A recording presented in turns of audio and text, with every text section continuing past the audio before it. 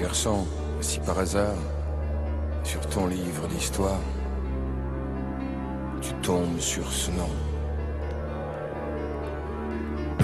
Cameron. Garçon, regarde bien cette page d'histoire. Et n'oublie pas ce nom. Cameron. Le ciel de feu du Mexique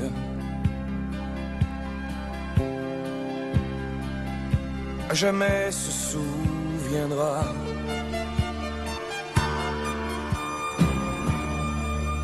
de ce combat héroïque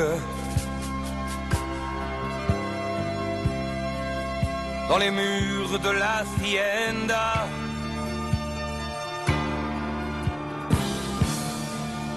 Dans ce décor gigantesque, la terre se désaltérait.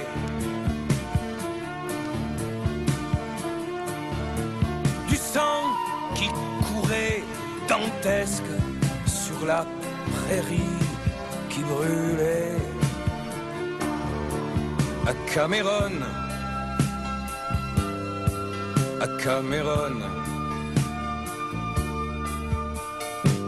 Garçon, sur le chemin qui conduit à la gloire,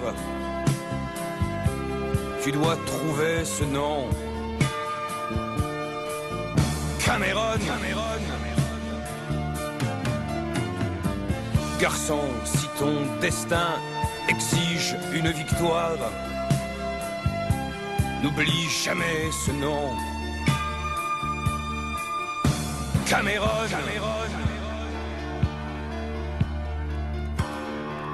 Pour l'honneur de la Légion, sachant qu'ils allaient mourir,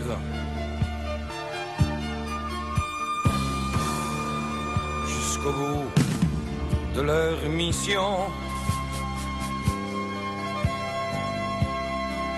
fiers de tomber pour l'Empire, ils étaient 62.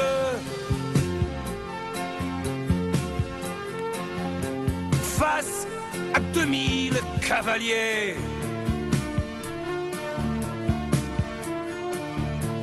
Le soleil baissa les yeux lorsqu'ils furent exterminés. À Cameron,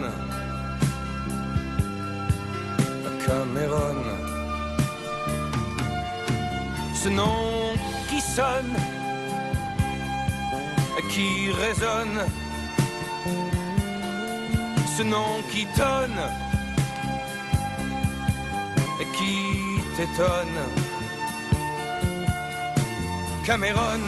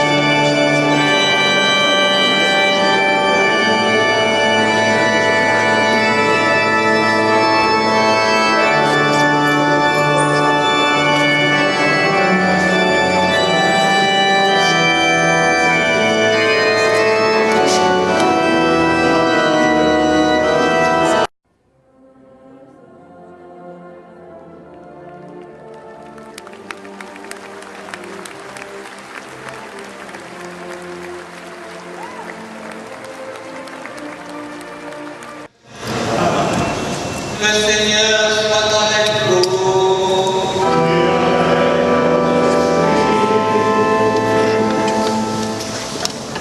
Le 30 avril 1663, le commandement du capitaine d'Anjou, 1 contre 40, des légionnaires, officiers et diplomates nous sont battus pendant 10 heures. Jusqu'à la fin. Nous en commémorons aujourd'hui le 155e anniversaire. Cette commémoration aura donc à la fois pour teindre la mémoire des défunts de ceux qui sont tombés, mais aussi parce qu'ils ont marqué une page décisive de la Légion, l'élan de tous ceux qui leur ont emboîté le pas et qui aujourd'hui encore sont à leur fin. Donc, action de grâce pour ceux qui sont tombés, action de grâce pour ceux qui combattent aujourd'hui. Nous sommes heureux d'accueillir Monsieur le maire de Nice, représenté par le premier adjoint, Monsieur Philippe Pagal, avec Monsieur l'adjoint responsable des relations armées-nation, le colonel Romaloni, qui représente le commandant de la Légion étrangère, le lieutenant-colonel Marie-Christine Fix de la délégation militaire départementale, en attendant probablement l'arrivée de Monsieur le directeur militaire départemental, les présidents de Nice et du bassin canois, de l'amicale de la Légion étrangère, le lieutenant-colonel Languin, les membres des amicales, tous les anciens légionnaires ici présents, tous les membres d'associations patriotiques ou militaires, les porte-parole. Et permettez-moi aussi de remercier le père Jean-Marc Chapin, curé de cette paroisse, qui nous accueille, ainsi que ceux qui constellaient avec moi, l'abbé Stéphane Lyon, qui nous donnera la prédication, et l'abbé Pierre-Antoine Ménéron, un ancien pendant 10 ans de la Légion étrangère. Préparons à cette célébration de l'Eucharistie en reconnaissant que nous sommes tous faibles et que notre faiblesse devant le Seigneur n'est pas un obstacle qui nous aide tel que nous sommes. Mais parfois, nous sommes complices de cette faiblesse, lâchons les bras. Alors, nous reconnaissons dès lors notre péché. Seigneur Jésus, envoyé par le Père, pour qu'il puisse sauver les morts,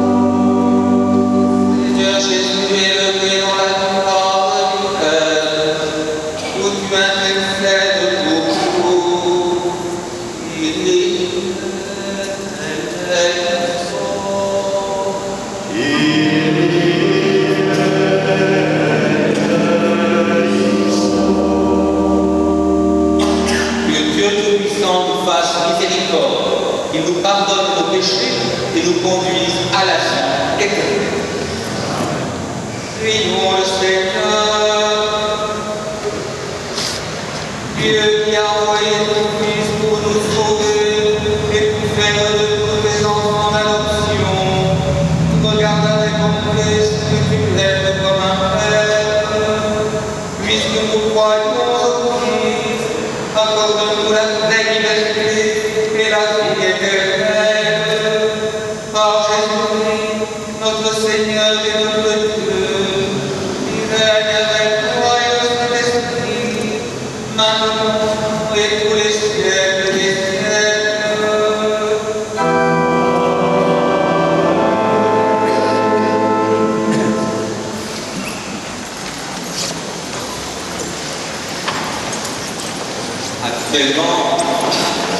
étudiant en droit, après 5 ans de leçons avec le grade de caporal, c'est maintenant M. Arthur Tarsier qui vient prononcer la première leçon.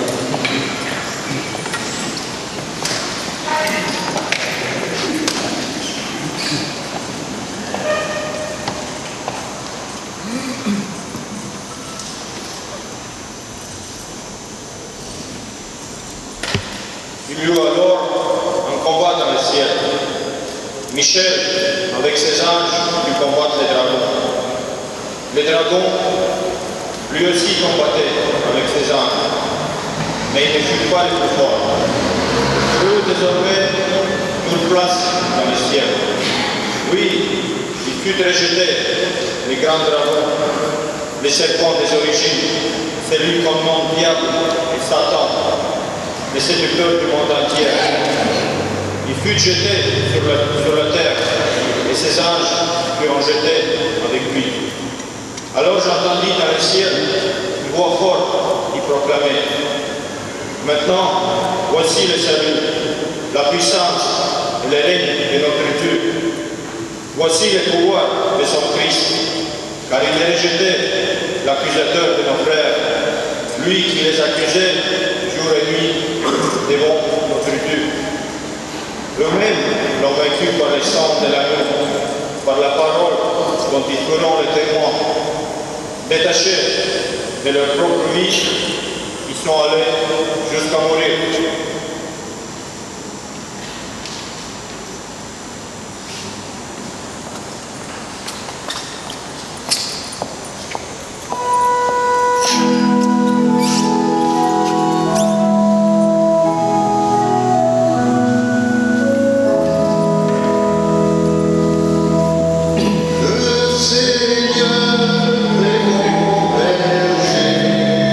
Rien ne saurait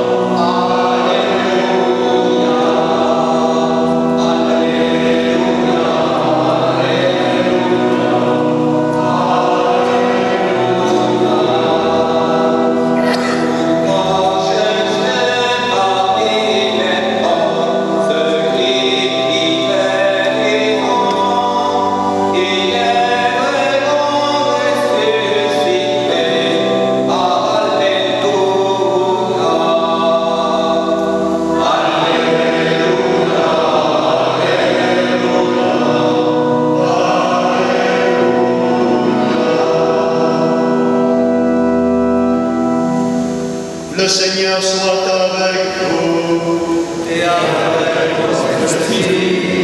Évangile de Jésus-Christ selon saint Jean.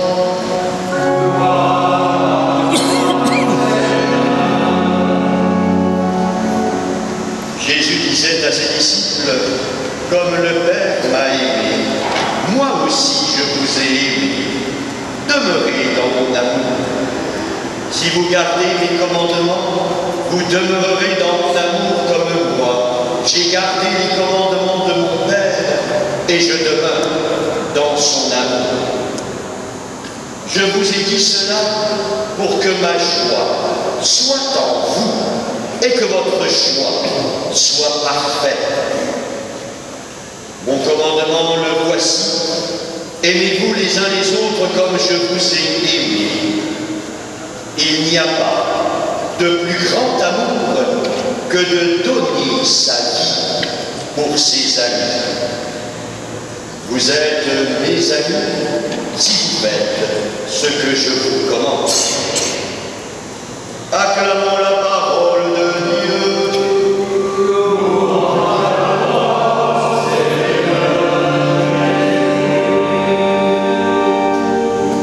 Et nous, ce soir, au nom du Père et du Fils et du Saint-Esprit, Amen. Chers frères, messieurs les officiers généraux, mon colonel, les officiers, sous-officiers et les légionnaires ici présents avec leurs familles et leurs amis, monsieur le premier adjoint, et les représentants des militaires en active ici dans notre département, les porte-drapeaux, les représentants des anciens combattants et de toutes ces personnes, amis de Cabron et amis de cette légion étrangère. Cette année, par rapport aux autres années, je voudrais parler davantage de l'actualité, particulièrement du fait que nul d'entre nous n'a été indifférent, et surtout pas les légionnaires que vous êtes, au sacrifice héroïque du lieutenant-colonel Arnaud Beltrame en mars dernier, il y a à peine quelques jours. Et je voudrais simplement, donc cette année, vous donner quelques éléments pour un peu prendre du recul, pour assimiler en profondeur son témoignage de militaire et de chrétien, au-delà du sensationnel, au-delà de l'émotionnel médiatique que ce fait héroïque a pu susciter dans notre pays. Sachant que les légionnaires ne sont jamais indifférents à l'héroïcité, qui justement est constitutif de la Légion, et Cabron en est bien la preuve. Justement, d'abord, me semble-t-il, il y a comme un parfum de Cabron, si vous me permettez l'expression, dans cet acte héroïque du lieutenant-colonel Beltrame. D'abord parce que c'est un acte qui démontre à l'excellence l'amour de la patrie, aussi bien à Cabron, aussi bien pour ce militaire gendarme. Il y avait cet élément fondamental de l'amour du pays, de l'amour de la patrie, de l'amour de ceux que l'on sert, que l'on doit servir, que l'on doit protéger.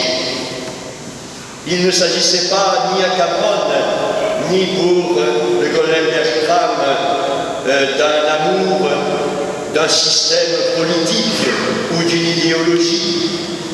Arnaud n'est pas mort pour la République, il est mort pour la France. La République n'est donc qu'un système constitutionnel, un système de gouvernement, mais pas une déesse. Le colonel Beltrame, s'il avait été anglais et qu'il avait accompli le même geste, serait mort pour un régime monarchique de royauté. Autrement dit, c'est bien la patrie Et c'est bien pour nous la France, ici, qui a été le moteur de cet acte si héroïque. Un acte héroïque parce que finalement, non prévu par les règlements, aussi bien à Cambronne, aussi bien pour le lieutenant-colonel Beltrame, il ne s'agit pas d'obéir à un règlement qui dirait chaque fois qu'on se trouve dans telle situation, il faut faire telle chose. Il y a des règlements, certes, mais c'est cette décision de cet acte héroïque, aussi bien pour les légionnaires de Cambronne que pour le colonel Beltrame, ce sont des décisions qui surpassent les règlements. Il ne s'agit pas simplement d'obéir à la loi parce que c'est la loi, il s'agit d'obéir avec le cœur, avec l'intelligence, avec la volonté. Ça n'est pas un impératif catégorique qu'avaient sous les yeux les légionnaires de Cambronne ni le colonel Beltrame, mais c'est avant tout un esprit, c'est avant tout l'esprit de service, l'esprit d'amour des autres, l'esprit du devoir accompli, l'esprit d'abnégation et d'oubli de soi pour la patrie. La deuxième caractéristique qui nous permet ce rapprochement entre Cambronne et cet acte héroïque que nous venons de connaître, c'est le fait que ces actes ont été des actes de personnes, des actes accomplis par une décision de l'âme, une âme unie, une âme non compartimentée. Chez le colonel Beltrame, comme d'ailleurs chez les militaires chrétiens dans l'armée, on ne peut pas dissocier le fait que l'on soit militaire et le fait que pour beaucoup, il soit chrétien. Il n'y a pas, en quelque sorte, de séparation, comme un peu de schizophrénie, en quelque sorte, car les chrétiens qui sont militaires, parmi les autres militaires, sont des personnes. Ils ne sont pas des armoires à tiroirs étanches. Autrement dit, ils sont aussi bien militaires qu'ils sont chrétiens. Militaires, c'est-à-dire sentinelles de la paix, comme disait Saint Jean-Paul II, protecteurs des personnes, protecteurs du pays et de la patrie. Et le colonel Beltrame était bien cela en étant gendarme, mais en même temps, il était chrétien puisqu'il devait se marier et recevoir le sacrement du mariage le 9 juin prochain en Bretagne avec sa future épouse Marielle. Il avait été marié civilement en 2016. Il avait redécouvert sa foi d'enfance en 2008 à 33 ans. Il avait redécouvert sa foi et avait accompli sa première communion il y a à peine 2 ans, et puis sa confirmation la même année. Et il a d'ailleurs reçu le sacrement des malades, les derniers sacrements à l'hôpital de Carcassonne par le moine qui le préparait à son mariage, le frère Jean-Baptiste. Et on ne peut pas séparer en lui à la fois cette dimension proprement militaire qu'il honorait et qu'il a honoré, mais sa dimension aussi spirituelle, précisément chrétienne, avec toute cette démarche de redécouverte qui nous le rappelle. Marielle disait 2 jours après la mort de son mari, on ne peut comprendre le sacrifice d'Arnaud si on le sépare de sa foi personnelle. C'est le geste d'un gendarme et le geste d'un chrétien. Pour lui, les deux sont liés. On ne peut pas séparer l'un de l'autre. Arnaud est revenu à la foi de façon forte. Il avait 33 ans. Autrement dit, là encore, une dimension spirituelle.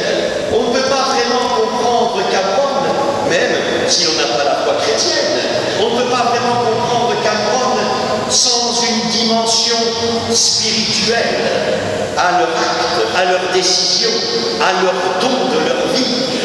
Et de la même façon pour le lieutenant-colonel Beltrame, les soldats, les militaires ne sont pas des machines, sans cœur, sans âme, sans projet,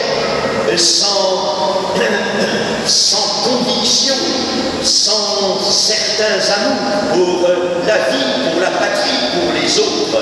Sinon alors, on fait des militaires simplement des objets, autrement dit de la chair à canon, alors qu'ils ne sont pas cela. Cambronne a été comme un précédent par rapport à cet acte héroïque que nous avons connu fin mars. Mais il n'y a pas que Cambronne, et on pourrait citer des centaines d'exemples de précédents qui illustrent cette héroïcité que l'on peut vivre dans la situation militaire dans laquelle on se trouve à tel ou tel moment de sa vie. Rappelez-vous, il y a Sainte Jeanne d'Arc qui a donné sa vie pour notre pays. Il y a d'une manière plus religieuse, Saint Maximilien Kolbe, le père Kolbe, qui en plein milieu d'Auschwitz, alors qu'on avait condamné 10 personnes à mourir, a échangé sa vie pour sauver un père de famille parmi ces 10 personnes, un père d'une famille nombreuse, et pour prendre sa place dans le bunker, dans le bunker de la faim, là où d'habitude les gens se mangent leur excrément. Et voilà que dans ce bunker, le père Kolbe, qui n'avait pas été désigné pour mourir, mais qui a échangé sa vie d'une manière réfléchie, d'une manière profonde, a fait que pour la première fois, personne ne s'est dégradé autant et que les gens sont morts petit à petit dans ce bunker en chantant des cantiques. La grandeur de l'âme. Et puis, il y a plus proche de nous, pour les Niçois, tout au moins la partie niçoise de c'est pas loin, Guéraud. Ce sanctuaire de la Merci, qu'est-ce que c'est? Il nous rappelle la fondation de 2 grands ordres religieux, les trinitaires et les mercédaires, au XIIIe siècle, qui avaient pour but, qui s'étaient donné pour but de donner leur vie pour le rachat des esclaves détenus par les barbaresques. Ces mercenaires et ces trinitaires avaient ainsi comme but dans leur vie de se donner en otage pour protéger la libération des esclaves de Nice et d'ailleurs.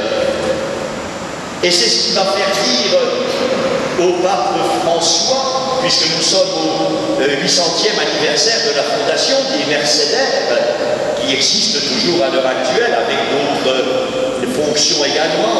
Le pape François disait « L'amour se perfectionne au feu du risque. L'amour se perfectionne au feu du risque. » N'est-ce pas une dimension essentielle de la Légion étrangère, une dimension essentielle de Cambronne, une dimension essentielle de l'acte du lieutenant-colonel Beltrame. L'amour se perfectionne au feu du risque. Et le pape d'ajouter le sacrifice des anciens pères mercenaires qui s'offraient en otage, en gage de la liberté des prisonniers. Voilà une attitude intégralement humaine et chrétienne. On pourrait prendre aussi comme précédent à tout cela le sacrifice des 2 parachutistes tués par Merat le 15 mars 2012, avec ces deux parachutistes qui ont reçu ensuite les derniers sacrements par le aumônier, le Père Bénard. Un peu le même scénario que pour Arnaud Beltrame. Bref, des précédents, il y en a. Et tout cela, finalement, pour constituer, me semble-t-il, un acte non seulement héroïque, non seulement militaire, non seulement patriotique, non seulement chrétien, mais un acte civilisateur. Un acte civilisateur, car finalement, qu'est-ce qu'a fait le lieutenant-colonel Beltrame? Qu'est-ce qu'ont fait les légionnaires à Cambronne, si ce n'est adopter une attitude à l'inverse de l'hédonisme, de la recherche du plaisir, de l'individualisme, chacun pour soi, du communautarisme, pour plutôt justement proposer à l'âme de notre pays des valeurs comme l'abnégation, le don de soi, la générosité, l'esprit de service, le désir de fédérer les hommes. Bref, un acte civilisateur. On a peur en ce moment de perdre notre civilisation, de perdre nos racines, de perdre ce qui fait l'âme de notre pays. Mais voyons que finalement rien n'est perdu, que des colonels Beltrame, il y en a d'autres, qu'il y en a eu et qu'il y en aura. Autrement dit, pour la Légion, et grâce à la Légion, pour notre patrie, pour notre pays, pour notre nation, finalement, cet acte héroïque, celui d'Arnaud Beltrame comme celui des légionnaires de Cambronne, n'ont qu'un fruit à long terme, avec le recul. Ce fruit, c'est l'espérance. L'espérance immense que nous avons devant les yeux, comme prouvé par Argus V, de personnes, de militaires, de légionnaires qui sont capables de se lever, de se battre, de donner leur vie, de verser leur sang.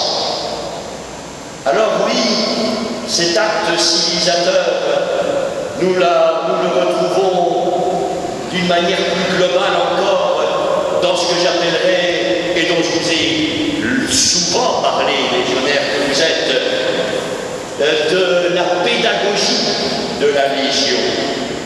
Ce que j'appelle la pédagogie de la Légion, c'est cette volonté d'intégrer ô combien de nations en son sein. C'est la volonté de lutter contre la médiocratie. C'est la volonté de lutter contre l'individualisme qui pourrit chacun des pays, quel qu'il soit. C'est cette pédagogie de la Légion qui fait que tout légionnaire se réjouit à Noël devant la crèche, même s'il n'est pas chrétien, parce qu'il se réjouit de ses frères, il se réjouit de la famille qu'il forme, il se réjouit de l'idéal qu'il sert, il se réjouit de l'espérance, parce qu'il sait que ces actes civilisateurs, il y en a et il y en aura. Alors, eh bien, que la Légion puisse aujourd'hui et demain vivre selon ce que nous venons d'entendre dans la lecture des textes sacrés, Saint Jean, l'évangile selon Saint Jean, où Jésus nous donne la définition de l'amour, mais finalement du militaire qui sert sa patrie. Il n'y a pas de plus grand amour que de donner sa vie pour ses amis. Et puis, le livre de l'Apocalypse qui nous a été lu par un légionnaire tout à l'heure, ils ont donné leur propre vie, ils sont allés jusqu'à mourir. C'est finalement aussi ce qu'enseignait au XIIIe siècle justement saint Thomas d'Aquin quand on lui disait « Qu'est-ce que ça veut dire, je t'aime ?» il répondait « Aimer, c'est vouloir d'abord le bien de l'autre avant son propre bien. La Légion, c'est vouloir le bien de l'autre avant son propre bien. Le lieutenant-colonel Beltrame, c'est vouloir le bien de l'autre avant son propre bien. » Alors que le Seigneur bénisse la Légion, qu'il bénisse tous les légionnaires et particulièrement ceux qui dans l'avenir, grâce à ce que leurs anciens leur auront enseigné, pourront accomplir des actes civilisateurs comme le fut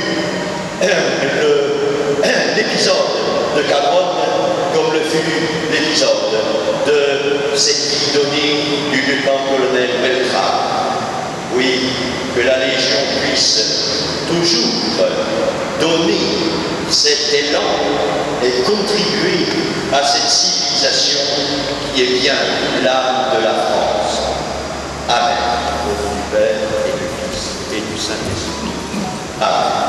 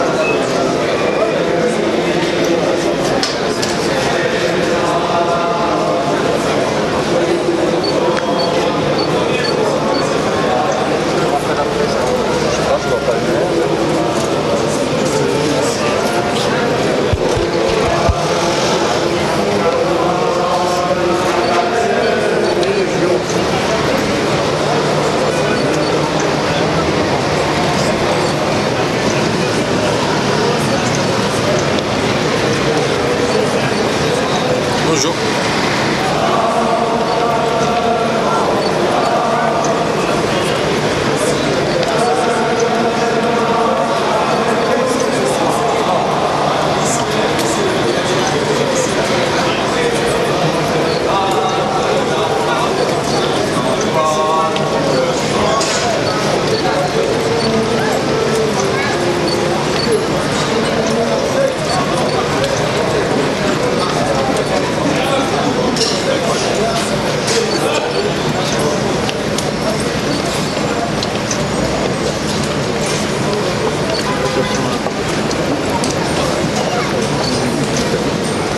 C'est ce matin.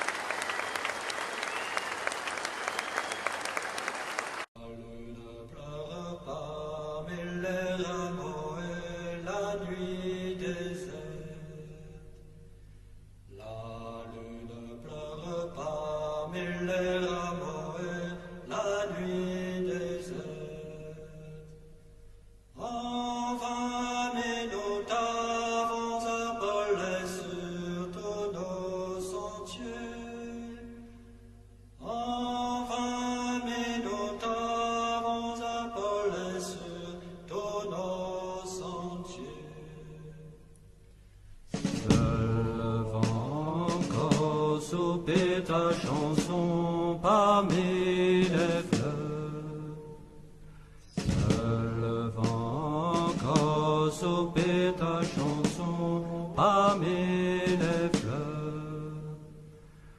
Nature qui console ce triste tombeau.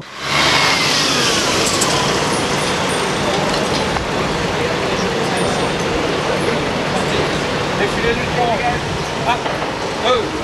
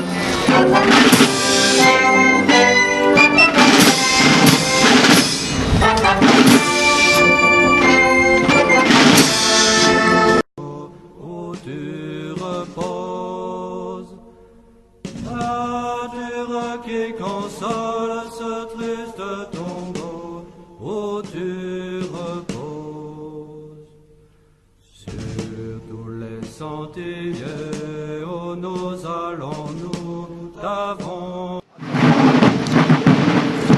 Parfois du mal à les accompagner.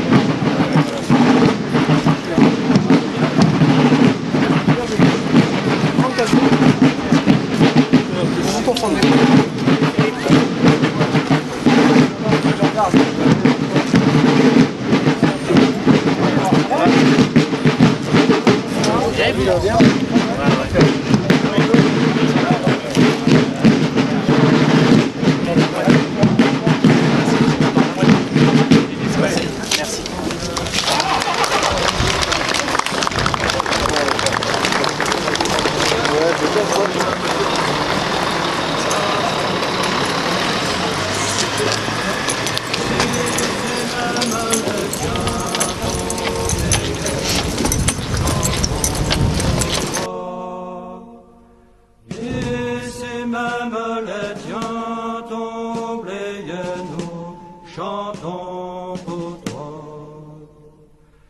larmes, perles, le sang, étoiles tombées dans cette guerre. Larmes, perles, le sang, étoiles tombées dans cette guerre. Sans quel feu et de victoire pour ta garde légionnaire. Sans quel feu et de victoire pour ta garde légionnaire. Le vent souffle sur les eaux des mers, le temps triste et amer. Le vent souffle sur les eaux des mers, le temps triste et amer. Nous te pleurerons toujours, légionnaire, d'or pour toujours. Nous te pleurerons toujours, légionnaire, d'or pour toujours.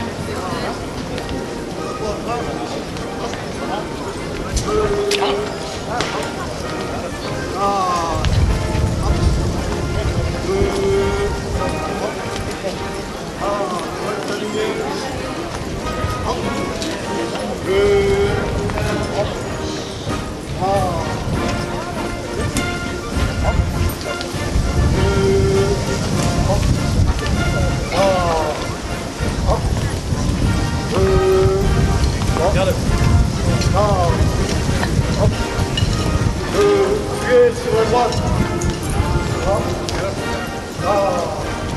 Hop.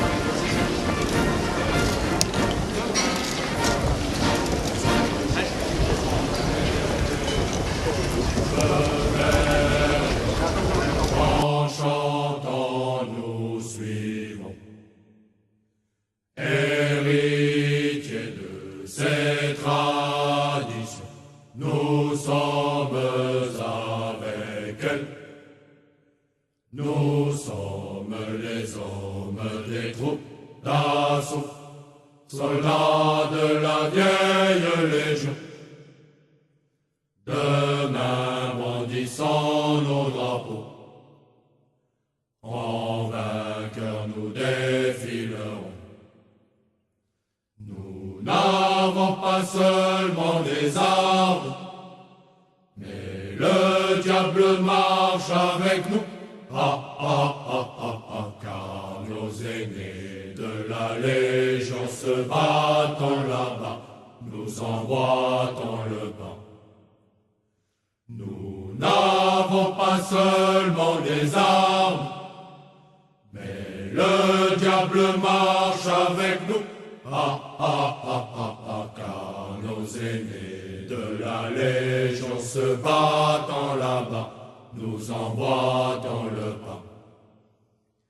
Pour ce destin de chevalier, honneur, fidélité, nous sommes fiers d'appartenir au deuxième REP. Nous sommes les hommes des troupes d'assaut, soldats de...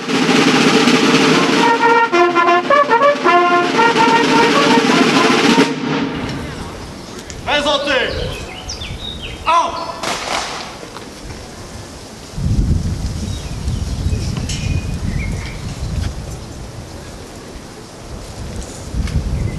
attention sur les primeurs.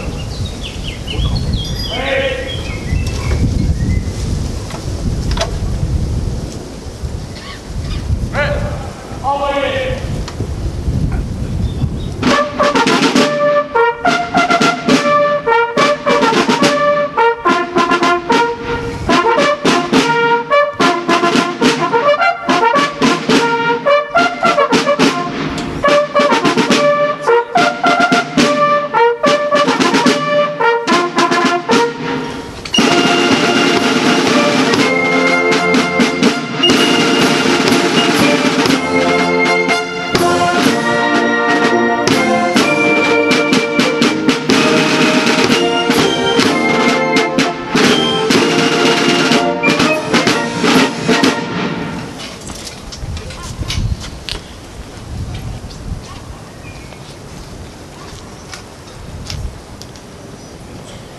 Reposez.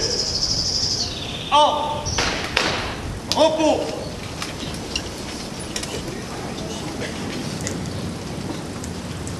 Debout.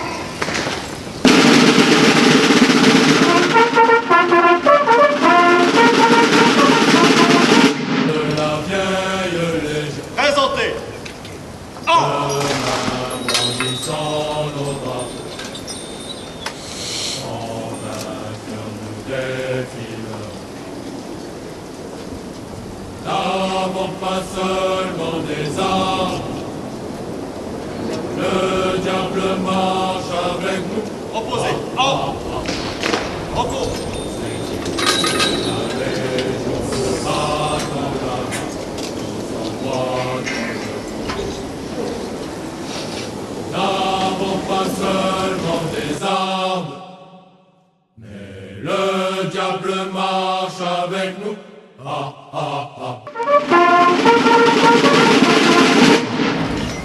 Présentez. Les se battent là-bas, nous envoient dans le train.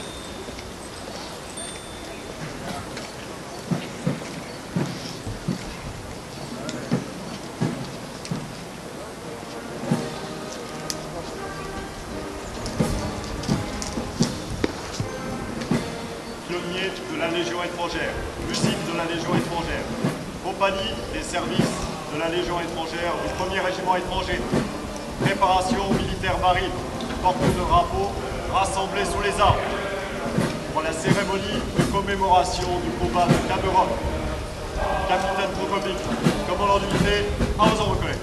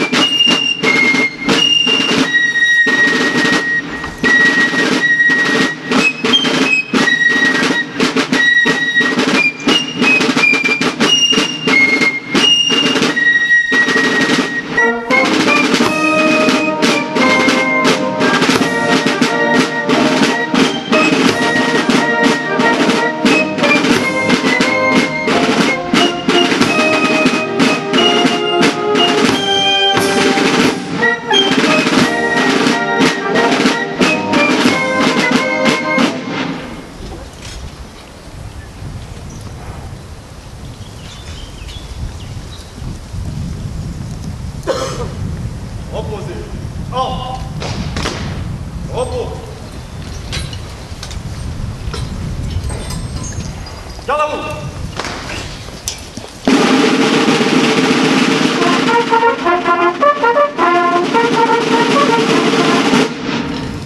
Ainsi militaire, gagnez votre emplacement.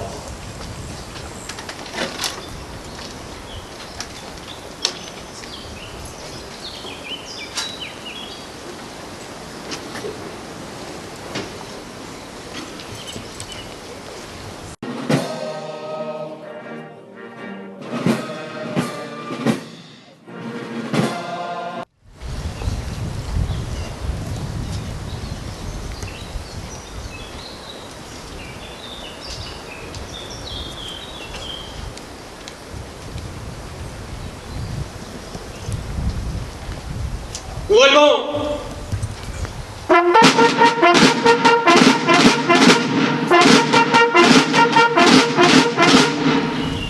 Au nom du ministre des Armées, nous vous décernons la croix du combattant.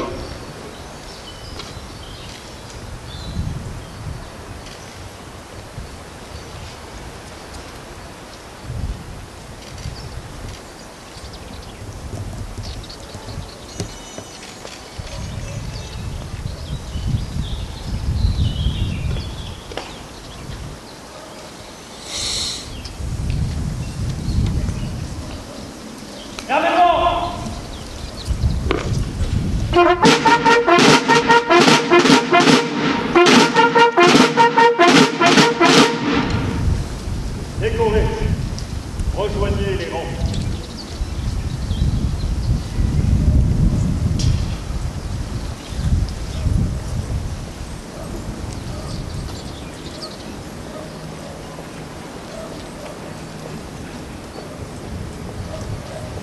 Repos.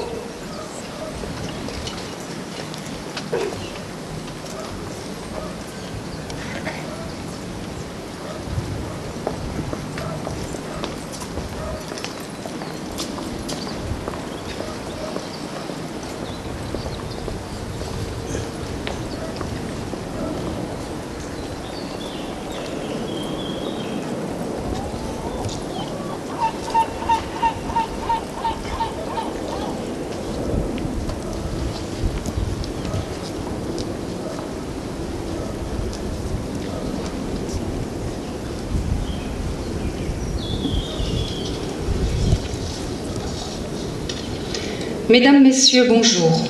Vous allez assister à au 155e anniversaire du combat de Canron. Lecture de l'ordre du jour. Nous commémorons avec quelques jours d'avance le 155e anniversaire de la bataille de Canron, qui vit le 30 avril 1863. 3 officiers, dont le capitaine d'Anjou et 62 légionnaires, résistaient à plus de 2000 soldats mexicains. Comme ce fait d'armes sera rappelé tout à l'heure lors de la récit du récit de ce combat, qui reste le symbole du devoir, du sacrifice, de l'honneur et de la fidélité. Qu'il me soit permis tout d'abord de remercier mon colonel O'Malley, le général Morin, commandant la Légion étrangère dont vous êtes l'adjoint. Grâce à son autorisation, cet anniversaire peut se dérouler dans la préfecture des Alpes-Maritimes avec la musique de la Légion étrangère, une section d'honneur des pionniers et des divers cadres. Nous remercions également, en la personne de M. Pradal, premier adjoint, la municipalité de Nice, grâce à laquelle nous avons bénéficié pour l'organisation de cette journée d'une aide financière et logistique des divers services, sans lesquels nous n'aurions pu réussir la mise sur pied d'une telle organisation. Je voudrais également remercier les membres des amicales des anciens de la Légion étrangère du bassin cannois, dont le président est maître d'œuvre de cette manifestation, et ceux de la Légion niçoise, qui ont participé à la préparation de cette journée. La Légion étrangère fut créée par ordonnance royale de Louis-Philippe le 9 mars 1831, en décidant de la formation d'une légion composée d'étrangers, ce qui était sans équivalent dans le monde et le demeure. La Légion a permis d'accueillir au fil des années de nombreux étrangers et aujourd'hui, les effectifs de la Légion étrangère sont d'environ 9000 hommes. Un effort de recrutement important ces 2 dernières années a amené un rajeunissement des unités de combat. Beaucoup de jeunes étrangers, de très nombreuses nationalités, plus de 100, sont candidats pour s'engager, mais ne sont retenus que les plus aptes du fait d'une sélection importante et d'une formation très rigoureuse qui permet de disposer d'unités combattantes de premier ordre que beaucoup dans le pays nous envient. Tout à l'heure, nous rendrons hommage à tous les combattants morts pour la France au cours de tous les conflits auxquels ils ont participé et participent encore au titre des opérations extérieures. Nous aurons également une pensée toute particulière pour ceux qui ont été victimes depuis ces derniers attentats ignobles perpétrés par des assassins non pas irresponsables, mais ne souhaitant que semer la terreur en espérant que nous serions gagnés par la peur. Le 14 juillet 2016, à quelques mètres de l'endroit où nous sommes réunis, fut déclenchée une tuerie ignominieuse, visant des adultes, des enfants, français ou étrangers, qui n'avaient que le tort de célébrer notre fête nationale. Plus récemment encore, la tragédie de Trèbes faisait plusieurs victimes, dont le lieutenant-colonel de gendarmerie Beltrame, non seulement blessé mortellement, mais surtout égorgé alors qu'il s'était substitué à une innocente otage. Aussi, en conclusion, je voudrais rappeler quelques vers d'un poème de Victor Hugo. Ceux qui pieusement sont morts pour la patrie ont droit qu'à leur cercueil la foule vienne et prie. Entre leurs plus beaux noms, leur nom est le plus beau. Toute gloire près d'eux passe et tombe éphémère, et comme le ferait une mère, la voix d'un peuple entier les berce en leur tombeau. Je vous remercie.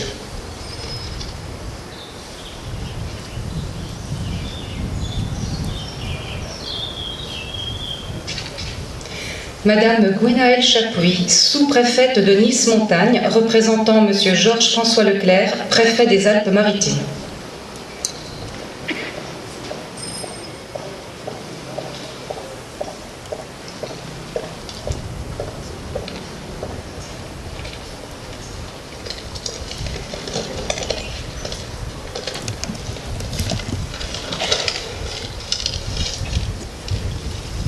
Ils étaient 62 face à 2000 cavaliers. Ces simples chiffres parlent d'eux-mêmes et incarnent le courage et le dévouement de la Légion étrangère.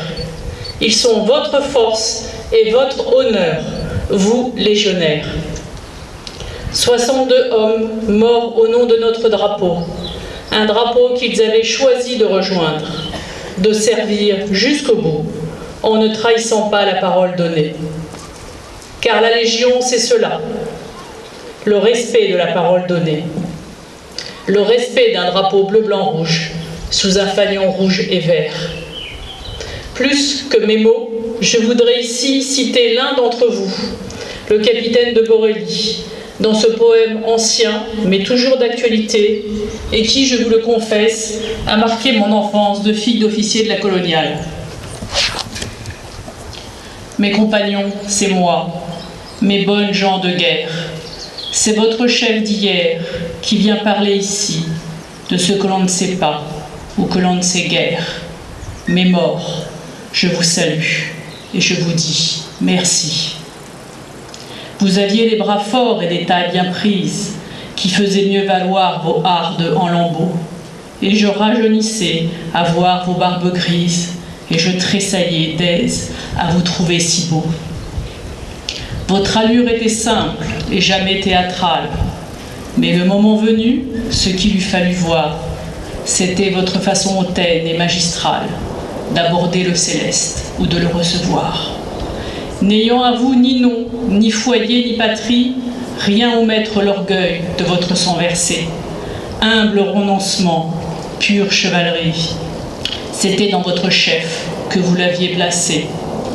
Anonyme héros, nonchalant d'espérance, vous vouliez, n'est-ce pas, qu'à l'heure du retour, quand il mettait le pied sur la terre de France, ayant un brin de gloire, il eut un peu d'amour. Compagnons, j'ai voulu vous parler de ces choses et dire en 4 mots pourquoi je vous aimais.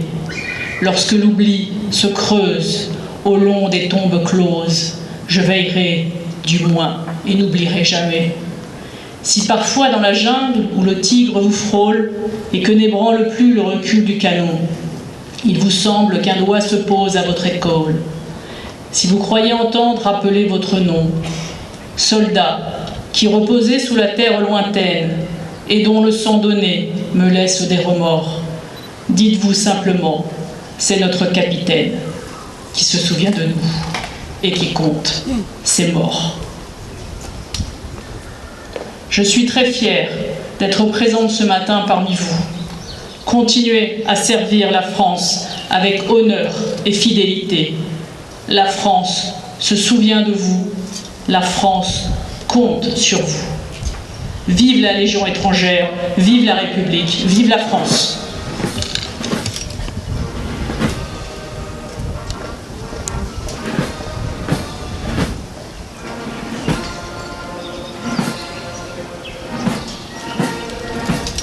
Nous allons maintenant procéder au dépôt de gerbes.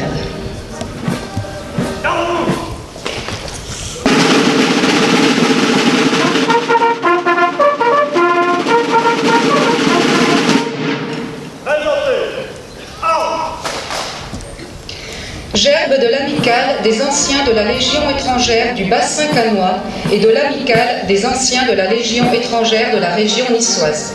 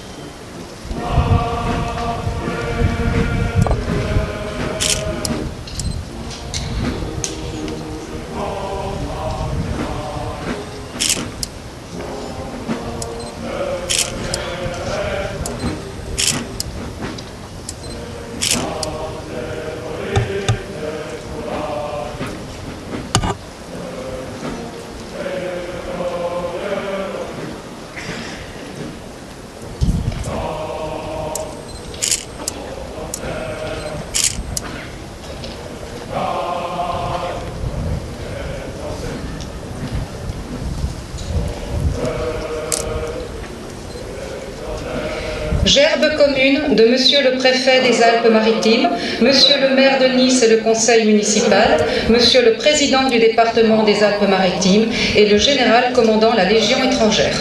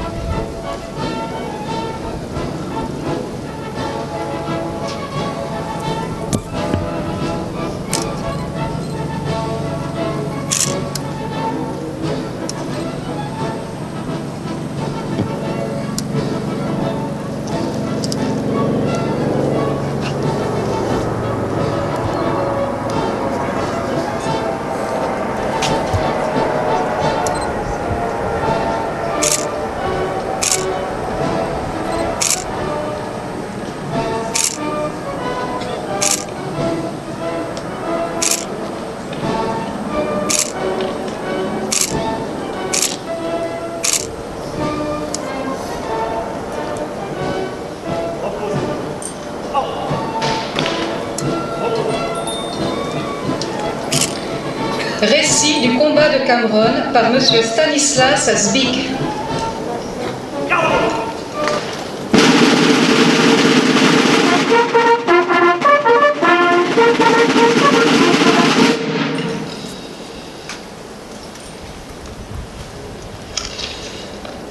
L'armée française assiégeait Puebla.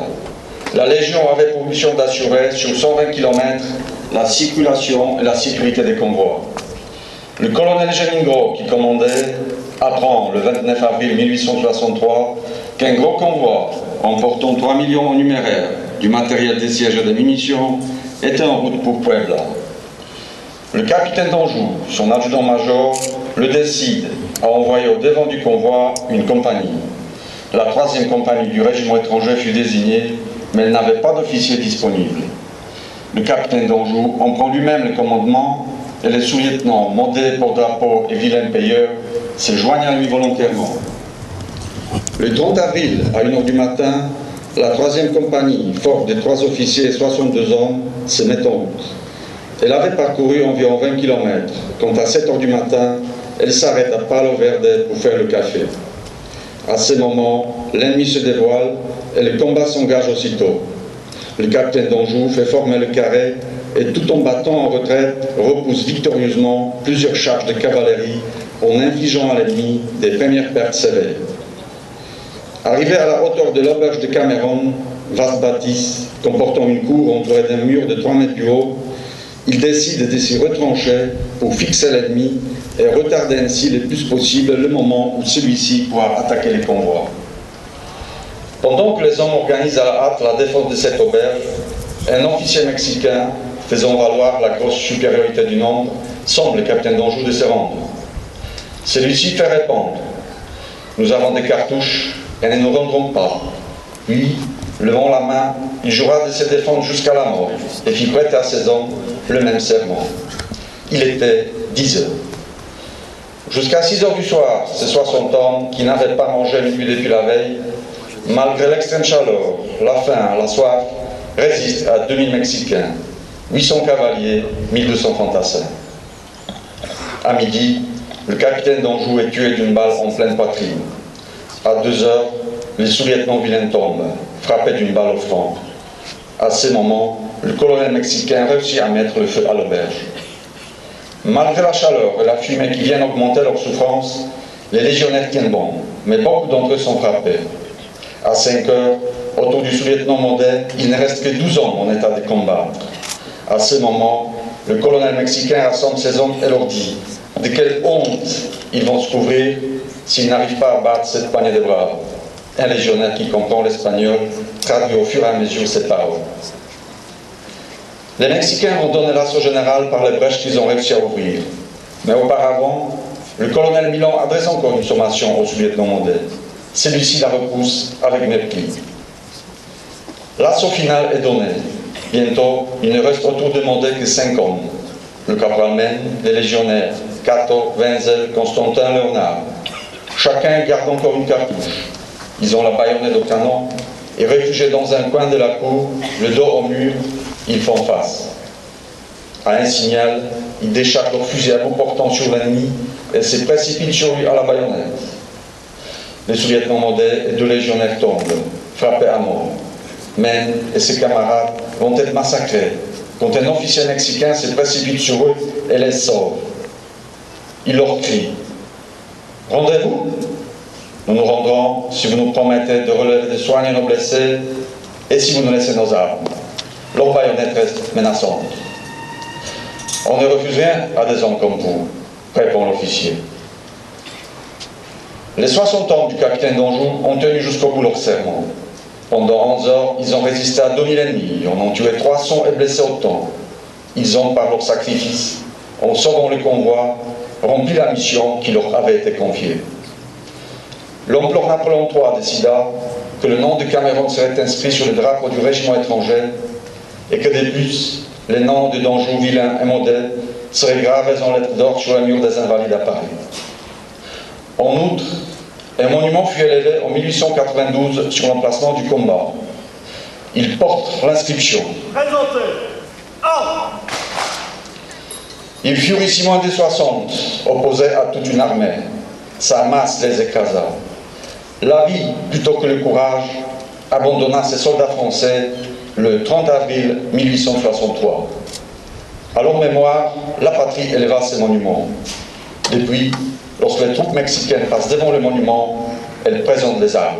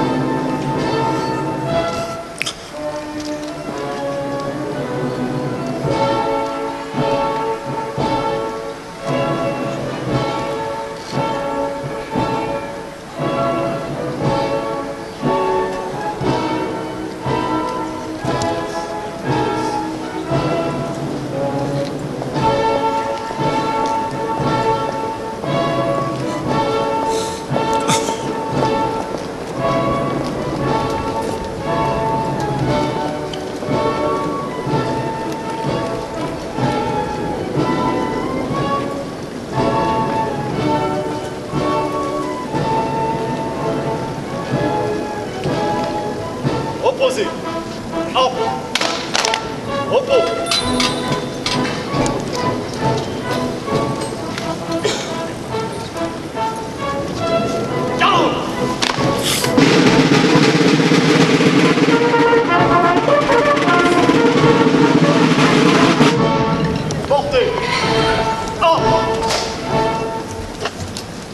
La Légion étrangère aux ordres du chef de musique.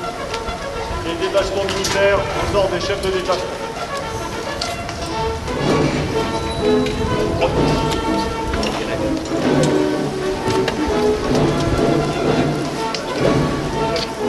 Reposez. Repos.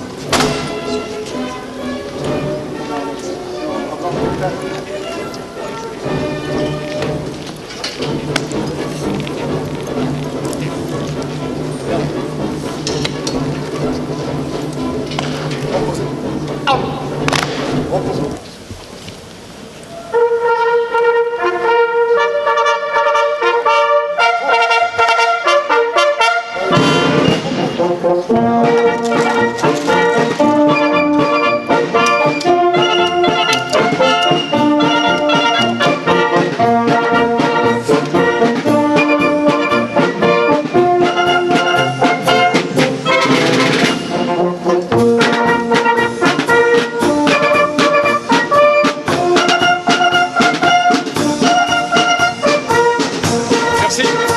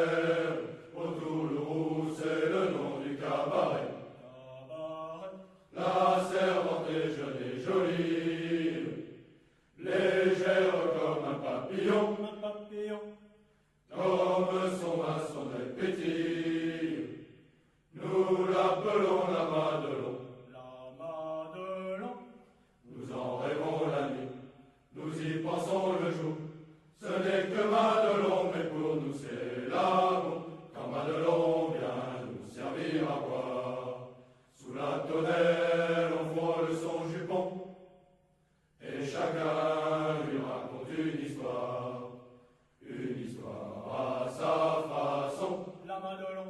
La Madelon pour nous n'est pas sévère. Quand on lui prend la taille ou le menton, elle rit, c'est tout le mal qu'elle sait faire. Madelon, Madelon, Madelon. La Madelon. Nous avons tous au pays de pays qui nous attend et que l'on épousera.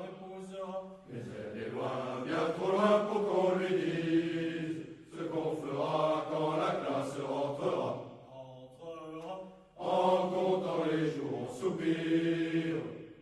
Et quand le temps nous semble long, tout ce qu'on ne peut pas lui dire, on va le dire à Madelon. On l'embrasse dans les coins. Elle dit, veux-tu finir? On se figure que c'est l'autre, ça nous fait bien plaisir.